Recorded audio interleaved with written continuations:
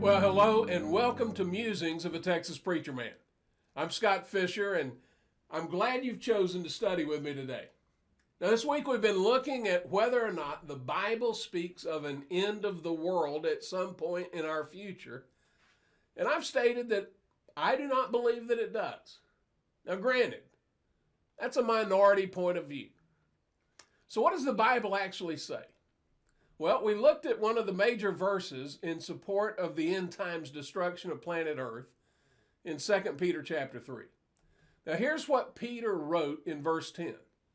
Quote, "The heavens will pass away with a roar, and the elements will be destroyed with intense heat, and the earth and its works will be burned up." Now let's deal with the obvious. Peter clearly says that, quote, "the earth and its works will be burned up." And it's directly tied to the day of the Lord that will come like a thief. In a previous verse from the same chapter, verse 7, Peter wrote, "But by his word, the present heavens and earth are being reserved for fire, kept for the day of judgment and destruction of ungodly men." And then continuing in 2 Peter 3, picking up at verse 13, Peter wrote, "But according to his promise, we are looking for new heavens and a new earth in which righteousness dwells." So there it is. The destruction of heaven and earth followed by new heavens and a new earth. And so you got to be saying, Scott, can it be any clearer? Peter is obviously talking about a future new heavens and a new earth. And if you embrace that view and you refuse to even consider an alternative, so be it. But know that there are problems with that view. First of all, and we're going to look at those problems over the next few days. But first of all, Peter is speaking to mid-first century Jesus followers, and he's telling them about something they were going to encounter, and they needed to be prepared for it. Look at what he wrote in verses 11 and 12. "Since all these things are to be destroyed in this way, what sort of people ought you to be in holy conduct and godliness, looking for and hastening the coming of the day of God?" And in verse 13, which we just looked at, notice that he said, "According to his promise, we are looking for new heavens and a new earth." Now this raises the issue of the importance of what is called audience relevance and biblical time statements. As 21st century Jesus followers, our tendency is to include ourselves in the text when biblical authors used pronouns such as we and us and you. Peter tells these first century Jesus followers, "Beloved, since you look for these things, be diligent to be found by him in peace, spotless and blameless." Now, whatever the new heavens and new earth were, Peter was anticipating that these recipients of his letter were about to experience it.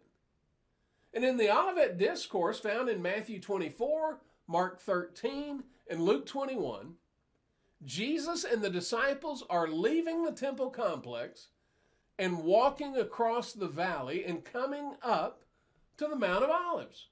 And from the Mount of Olives, they're actually looking right down on the temple complex. The disciples are admiring its beauty. And there's no doubt it was one of the most breathtakingly beautiful structures on earth. And as the disciples are admiring the beauty, Jesus responds with the following statement: "Do you not see all these things? Truly I say to you, not one stone here will be left upon another, which will not be torn down." That's Matthew 24, verse 2. Context, context, context. The context is the beauty of the temple. And Jesus prophesies that it's going to be totally destroyed. There's not going to be one stone left standing.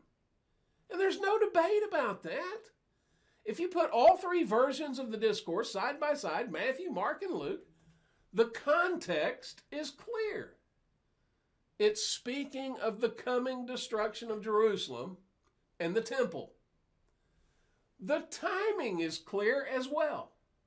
In Matthew 24, verse 34, Jesus says, quote, "Truly I say to you, this generation will not pass away until all these things take place."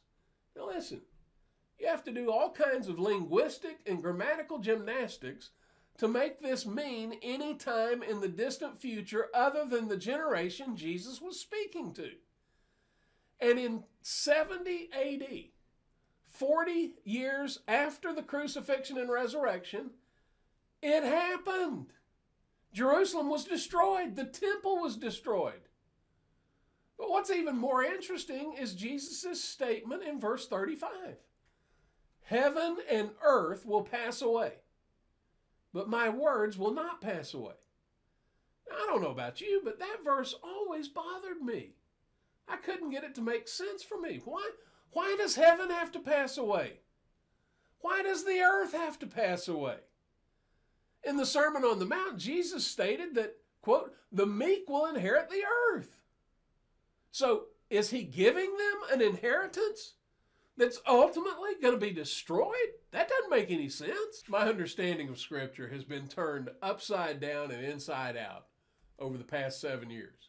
I became friends with a man named Don K. Preston. Don's books and videos and our personal conversations have helped to connect the dots for me in my understanding of Scripture. In one of his books, Don made a statement that was one of the major aha moments in my spiritual journey. He pointed out that the first century Jewish historian and eyewitness to the destruction of Jerusalem wrote of the first century Jews that they used the term heaven and earth to refer to the temple complex. In the context of the Olivet Discourse, the subject being the destruction of Jerusalem and the temple, and Jesus and the disciples actually looking at the temple from the Mount of Olives as they discuss it, and Jesus saying, "Heaven and earth will pass away, but my words will never pass away." And it was the equivalent of him saying, "You can take this to the bank. It's going to happen." This beautiful temple, this marvel of the world, is going to be destroyed, and not one stone will be left on top of another. And it did. It happened just as he said it would. Now, we've covered a lot of ground today in a very short period of time. And I understand that what I've said may be something you've never even considered before. And you may be thinking, well, there's no way that can be right. I want to encourage you. Don't just reject it out of hand. Carefully study the Scriptures. Take into account the context, the audience relevance, the use of pronouns, and who those pronouns apply to. And then consider the balance of Scripture, allowing Scripture to interpret Scripture. And we're going to continue dealing with this subject of new heavens and a new earth and the biblical context of it. If you're willing to study, to ask questions, your desire is to know the truth, to learn what the Bible actually says, then I invite you to join me right here on Musings of a Texas Preacher Man. I'll be posting and teaching 4 times each week on Mondays through Thursdays. I'll post a link on Facebook and Twitter, and if you will click the subscribe button in the lower right corner of your screen, you'll be notified whenever I post a new video. Hey, I hope you'll go out and make today a great day. Be safe, be blessed, and I hope you'll join me right here again tomorrow.